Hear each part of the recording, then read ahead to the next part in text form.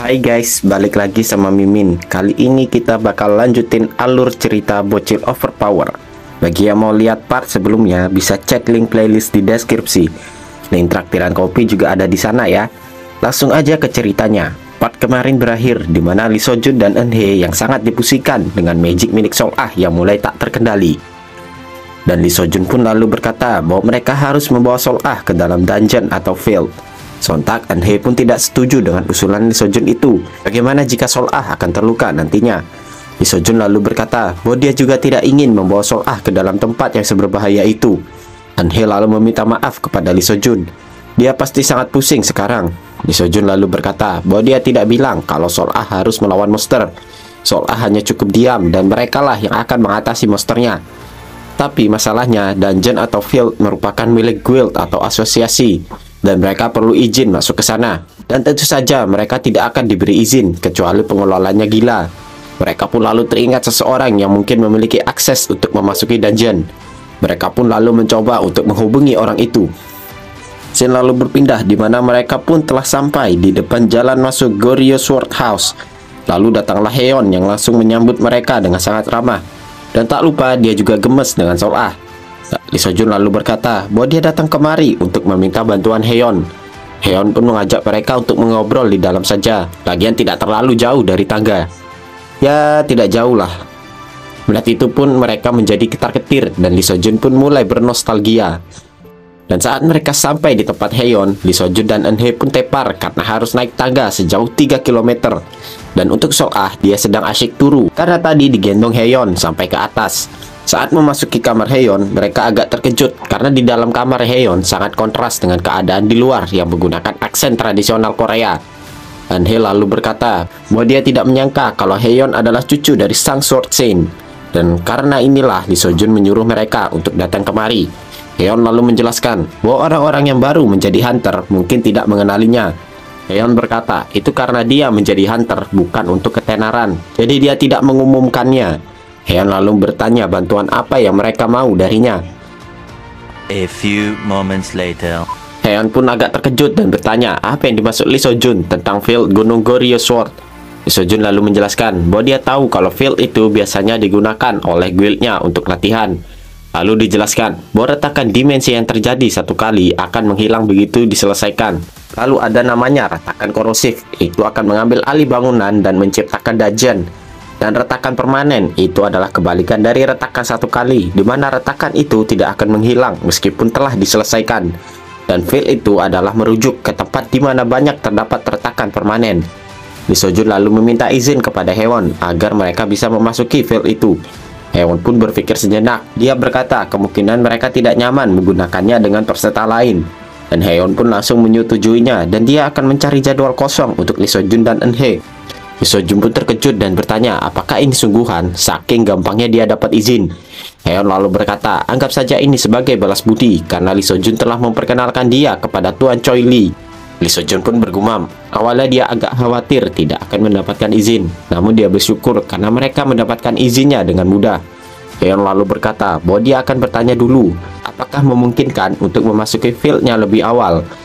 Dan scene lalu berpindah beberapa saat kemudian. Lee Sojun dan Eun-hye masih menunggu Haeyeon dan tak kunjung datang. Lee Sojun lalu berkata kemungkinan Haeyeon butuh waktu lama untuk berjalan dari sana ke sini karena tempat ini yang sangat luas. Lalu datanglah seseorang yang bertanya kepada Lee Sojun tentang keberadaan Haeyeon. Melihat orang itu, Lee Sojun pun berpikir kemungkinan orang itu adalah peserta latihan di sini. Lee Sojun lalu berkata bahwa Haeyeon sedang keluar dan orang itu bilang bahwa Haeyeon kedatangan seorang tamu dan terdapat seorang lagi di belakang wanita itu. Setelah melihat orang di belakang cewek itu, Lee Sojun pun terkejut dan berpikir kemana Haeyeon sampai lama sekali. Dan orang yang datang itu adalah Sung So-hyun. Lee Sojun pun bergumam mengapa si So-hyun datang kemari. So-hyun lalu berkata dia kira siapa mereka. Ternyata Lee Sojun dan Eun-hye yang dia kenal sebagai peserta ujian. Lee Sojun pun bergumam bagaimana si So-hyun ini bisa mengingat namanya. Peserta itu lalu berkata bahwa sepertinya So-hyun harus datang lain kali saja. So-hyun pun tidak memiliki pilihan lain. Melihat itu Lee Sojun pun lalu bergumam mengapa So-hyun masih datang kemari padahal Haeyeon telah mempersulitnya. Namun sebelum dia pergi, dia lalu menunjuk Lee Sojun. Dia mengajak Lee Sojun untuk mengobrol. Scene lalu berpindah di mana Lee Sojun menuruti kemampuan So-hyun yang ingin bicara. Orang-orang di sana pun auto heboh karena ada Sohyun yang terkenal. Sementara Lee Seo Jun sudah males. Si Sohyun pun terus menebar pesonanya ke sana dan kemari. Lee Seo Jun pun bergumam, dia tidak bisa mengusirnya karena dia bukan pemilik tempat ini. Kalau enggak, udah diusir dari tadi. Sohyun lalu berkata bahwa dia datang kemari untuk meminta bagiannya dalam hadiah dungeon. Sontak Lee Seo Jun pun memasang wajah membagongkan saat mendengar perkataan Sohyun. Lee Seo Jun pun bergumam, hoax macam apa lagi ini? Sohyun lalu berkata bahwa orang yang pertama menemukan dungeonnya berhak untuk meraidnya duluan. Namun Lee Seo Jun, Eun-hye, dan Haewon masuk ke sana tanpa seizinnya. Si Sohyun pun terus mengoceh-ngoceh dan meminta bagiannya. Lee Seo Jun sampai kebingungan dengan perkataan si Sohyun. Dia lalu bertanya, sebenarnya apa yang mau Sohyun katakan? Si Sohyun lalu berkata bahwa Lee Seo Jun cuma perlu untuk memberikan bagiannya saja. Lee Seo Jun lalu menjawab bahwa semua orang berhak untuk meraid dungeon yang muncul pertama kali.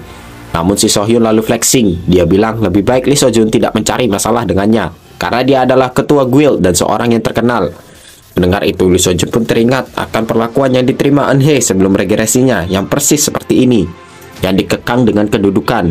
Sohyun selalu bersikap ramah dan sopan di luar, padahal make tai. Lee Seo Jun lalu berkata bahwa padahal saat itu Sohyun ketakutan. Sohyun lalu berkata, akhirnya Lee Seo Jun menunjukkan sifat aslinya. Lee Seo Jun pun auto geram karena Sohyun lah yang memulainya duluan. Lee Seo Jun lalu berkata, saat itu mereka dalam kondisi yang berbahaya, namun Sohyun malah melarikan diri. Dasar bajingan pengecut, ucap Lee Seo Jun. Sohyun lalu berkata bahwa dia tidak akan mentolerir lagi bacotan dari Lee Seo Jun. Lee Seo Jun lalu berkata bahwa sekarang dia mengerti apa yang dikatakan Haeyeon waktu itu, bahwa Sohyun benar-benar tidak pantas menjadi seorang hunter. Sohyun pun auto ngamuk sampai urat-urat amarahnya keluar semua. Namun scene berpindah ke kamar Haeyeon. Haeyeon telah kembali dan dia telah mendapatkan izin untuk Lee Seo Jun dan Eun-hye. Haeyeon lalu bertanya, di mana Lee Seo Jun? Dan nampak Sol Ah yang telah terbangun. Eun-hye lalu menjelaskan bahwa Lee Seo Jun pergi mengobrol dengan Sohyun. Sontak Haeyeon pun sangat terkejut. Dia berkata, mengapa si Sohyun itu datang kemari? Haeyeon pun lalu mengajak mereka untuk berkeliling Goryeo Sword House. Dan Eun-hye pun berpikir, apakah Lee Seo Jun akan baik-baik saja? Sejak saat itu, Lee Seo Jun terus melakukan riset untuk latihan, dan dia juga mencari info tentang field tanpa istirahat semalaman penuh. Eun-hye takut Lee Seo Jun terlalu memaksakan dirinya. Dan sementara itu, di tempat Lee Seo Jun dan Sohyun, mereka berdua telah memulai serangannya masing-masing. Sohyun pun mengumpulkan mananya di tombak dan mulai menyerang. Sohyun pun menjadi sangat kerepotan dengan serangan dari Lee Seo Jun yang membabi buta. Lee Seo Jun lalu berhasil membuat Sohyun mundur beberapa langkah. Sohyun pun tidak menyangka kalau dia akan disudutkan oleh peserta ujian. Dia lalu berpikir untuk menyerang duluan. Sohyun bergumam bahwa sekarang dia jauh lebih tersudut dibandingkan saat melawan monster laba-laba waktu itu. Lee Seo Jun pun lalu bergumam bahwa Sohyun bukan cuma besar mulut saja. Sohyun bergumam bahwa pergerakan dan refleks dari Sohyun cukup bagus dan teknik berpedangnya cukup luar biasa. Namun bagi Lee Seo Jun saat ini Sohyun hanyalah seorang pemula baginya yang sudah seperti veteran. Tapi Lee Seo Jun kebingungan kenapa dia bertarung dengan serius saat melawan orang semacam Sohyun. Lee Seo Jun pun berhasil membuat pedang dari Sohyun terpental dengan tombaknya. Lee Seo Jun pun mengerti mengapa dia melakukan ini. Karena Sohyun telah datang menemuinya dan Haeyeon untuk meminta imbalan, maka Sohyun akan menemui Eun-hye nantinya. Orang semacam Sohyun adalah ancaman bagi Eun-hye. Dan skenario terburuknya, Sohyun akan mencoba merekrut Eun-hye masuk ke dalam guildnya. Lee Seo Jun pun tidak akan membiarkan hal itu terjadi. Lee Seo Jun pun mulai mengumpulkan kekuatannya. Dia berencana untuk membuat Sohyun tidak bisa melakukan itu, yaitu dengan menghabisi Sohyun di sini. Tiba-tiba pandangan dari Lee Seo Jun pun berkunang-kunang. Dia bergumam, apakah ini terjadi karena dia terlalu memaksakan dirinya? Pandangan Lee Seo Jun pun mulai kabur dan dia pun bergumam, mengapa harus terjadi di saat ini? Sohyun pun kebingungan kenapa tiba-tiba Lee Seo Jun turu, padahal tadi Lee Seo Jun mengeluarkan aura yang begitu menakutkan. Dia berpikir kalau dia sekarang beruntung. Namun dia bergumam kalau dia tidak mau mengakui ini sampai-sampai disudutkan oleh peserta ujian.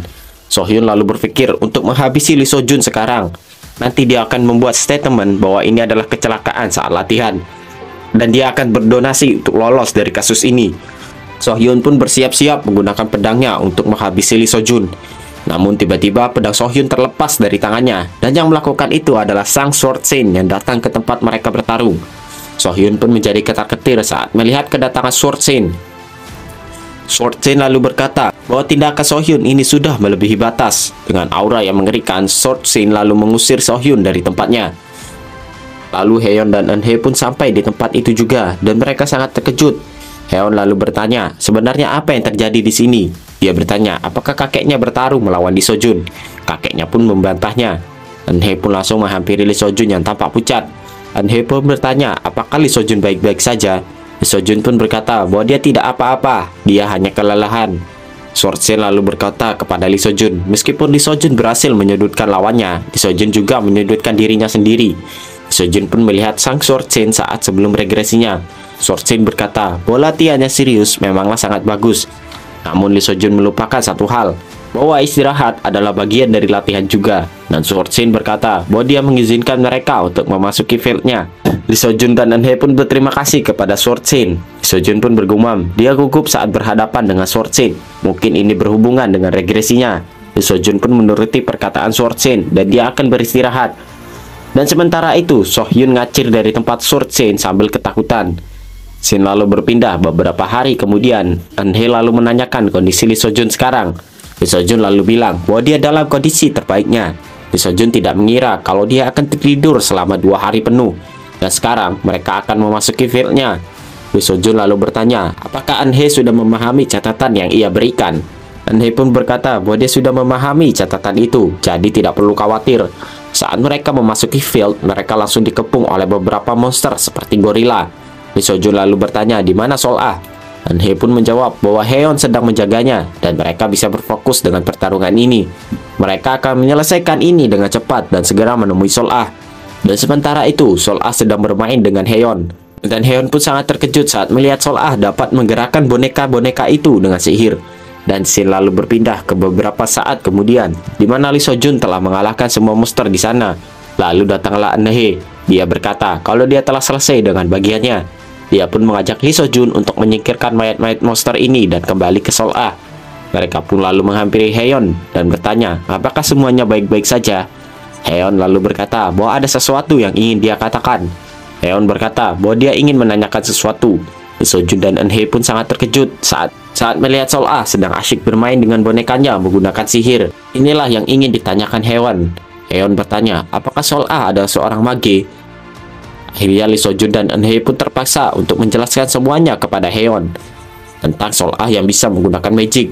Mereka yakin kalau Heon tidak akan menyebarkan rahasia ini.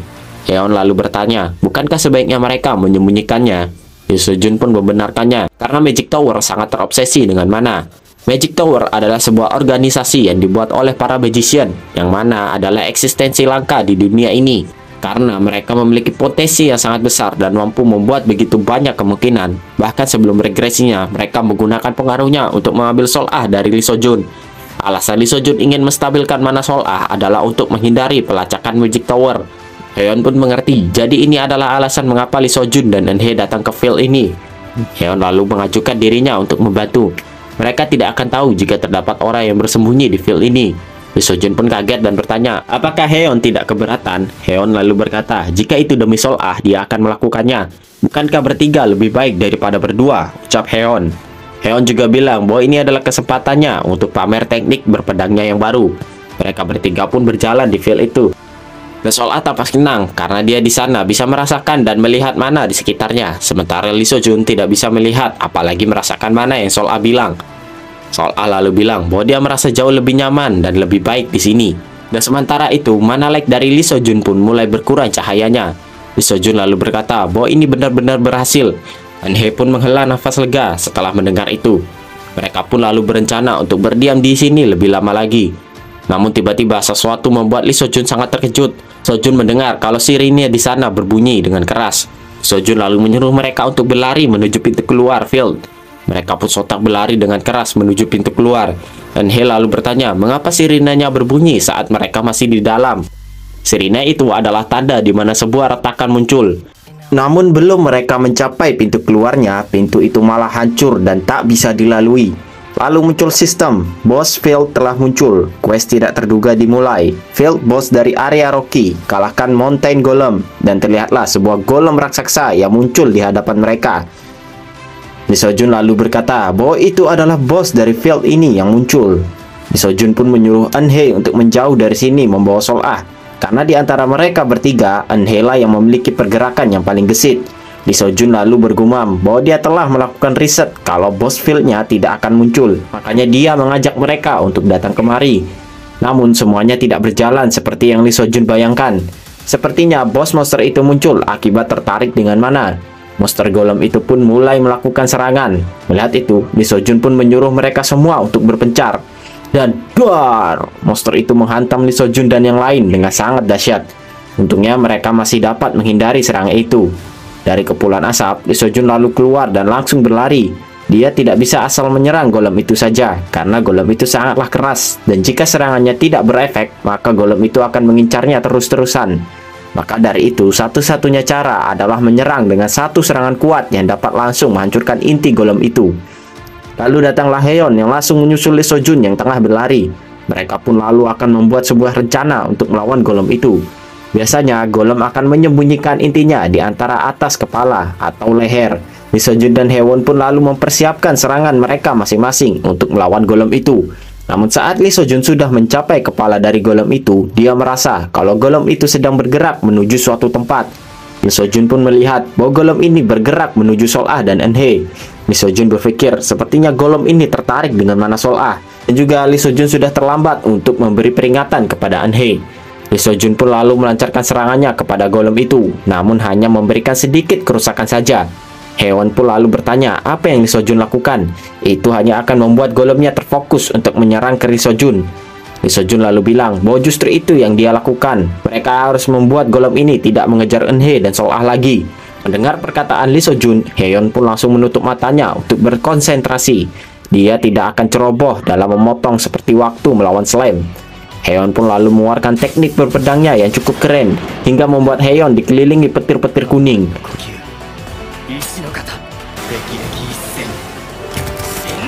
Dan slash, Haeyeon pun melepaskan teknik pedangnya yang dahsyat dan berhasil memotong kepala golem itu hingga hancur. Haeyeon pun tampak sangat senang karena dia kali ini berhasil melakukannya. Namun Lee Seo-jun langsung merangkul Haeyeon untuk menjauh dari golem itu. Haeyeon pun bertanya apa yang dilakukan Lee Seo-jun. Mereka tidak perlu terburu-buru karena dia telah berhasil memotongnya dengan baik kali ini. Tapi Lee Seo-jun bilang, monster golem itu belum mati, dia masih hidup dan bisa bergerak. Lee Seo-jun bilang bahwa intinya tidak berada di kepalanya. Golem itu menyembunyikannya di tempat lain. Dan kepala dari golem itu pun mulai menyatu kembali. Dan sampai Lee Seo-jun dan Eun-hye bisa menghancurkan inti golemnya, maka golem itu akan terus terfokus kepada mereka dan menyerang secara brutal.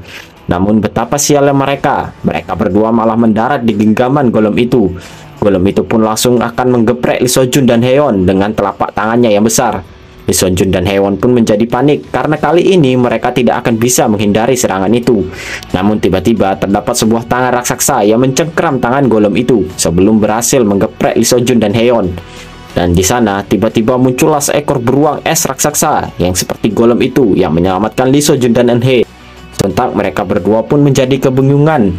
Namun, scene berpindah ke posisi Eun-hye di mana dia berhasil menjauh dari golem itu berkat usaha dari Lee Seo-jun.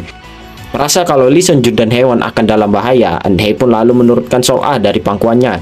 Sol-ah lalu bertanya, apakah bapaknya dan tante Haeyeon sedang melawan golem itu? Haeyeon pun membenarkannya. Dan dia bilang kepada Sol-ah kalau dia akan pergi untuk membantu ayah dan tantenya. Dengan polos, Sol-ah lalu berkata kalau begitu dia ingin ikut membantu ayahnya juga. Eun-hye pun sangat terkejut dengan perkataan Sol-ah barusan. Namun tiba-tiba suhu di sana pun menjadi sangat dingin. Dan di sana mulai bermunculan es-es yang berasal dari jalan tempat Sol-ah berdiri. Sol-ah pun lalu mengeluarkan aura es magicnya yang sangat kuat. Sol-ah lalu membuat golem es di tangannya.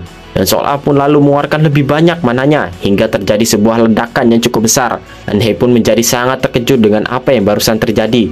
Dan Sol-ah pun tepar dan langsung dipegangi oleh Eun-hye. Sol-ah rupanya sedang turu karena kelelahan mengeluarkan kekuatannya yang berlebihan. Dan golem beruang es raksasa itu adalah kekuatan dari Sol-ah.